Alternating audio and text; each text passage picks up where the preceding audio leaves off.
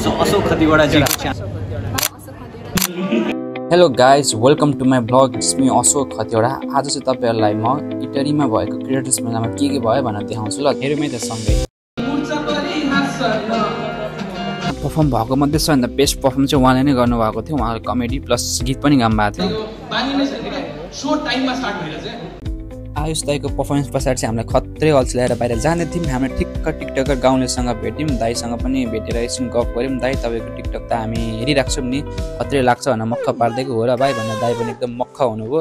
अनि हामीलाई यसो लाइक कमेन्ट गर्दै गर है भन्नतिर लाग्नुभयो दाई। सबैजनालाई सब्सक्राइब टु अशोक खतिवडा। ल दाई ल त गुड टु सी यु। त्यहाँबाट हामी भित्र जाँदै थियौँ। फेरि यहाँभित्र दुईवटा गेम चलिरहेको रहेछ। तपाईँहरूले स्क्रिनमा देख्नुभएको चिनसक्नु होला, एकजना हुनुहुन्छ प्रनिस स्टोरको, उहाँ पनि टिकटकमा भाइरलै हुनुहुन्छ, र अर्को हुन्छ डक्टर शशाङ्क। उहाँहरू दुईजना चाहिँ गेम खेलिराख्नु भएको रहेछ। त्यो हामीले खेल्यौँ पनि तर जित्न सकेनौँ। ल भन्नु कुइक्दै न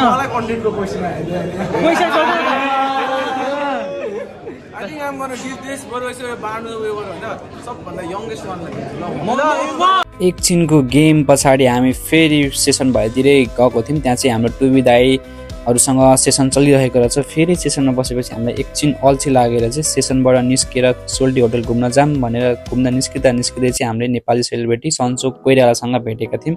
उहाँसँग पनि एकछिन हामीले गफ गरौँ भन्दाखेरि एकदम हम्बल मान्छे हुँदो रहेछ। उहाँसँग हामीसँग आएर एकछिन गफ पनि गर्नुभयो।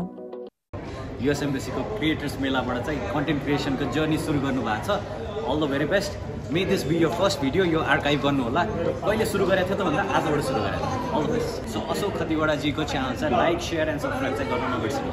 अनि निस्किनै लाग्दा फेरि हामीले बाटोमा सीए अनुपमासँग पनि भेट्ने मौका पाएका थियौँ। उहाँ चाहिँ सोसल मिडियातिर एकदमै नलेजेबल भिडियोहरू पोस्ट गर्नुहुन्छ। उहाँलाई चाहिँ युएस एम्बेसीले कन्टेन्ट क्रिएटर्स मेलामा आफ्ना सेसन चलाउनको लागि इन्भाइट गरेको रहेछ।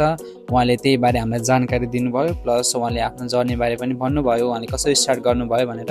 एकदम हम्बली उहाँसँग पनि हाम्रो छोटो मिठो गफ भएको थियो। अबको फ्यु टाइममा अशोक खतिवडा च्यानलले 3 मिलियन सब्सक्राइबर्स पुगेको हामीले न्युज सुन्न पाऊँ र जताततै अशोक खतिवडाको सुन्नुभएको छ भन्ने खालको वाला हामीले त्यो न्युज सुन्न पाऊँ। All the very best.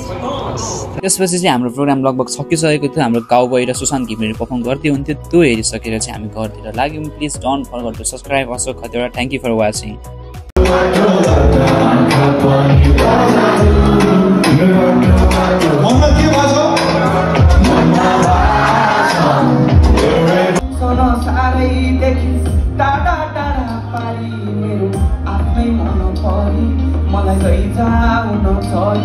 मलाई गइजाउन चरी मेरो आफ्नै मन परी, मलाई गइजाउन चरी तिम्रो टाढा टाढा पारी मेरो आफ्नै मन परी मेरो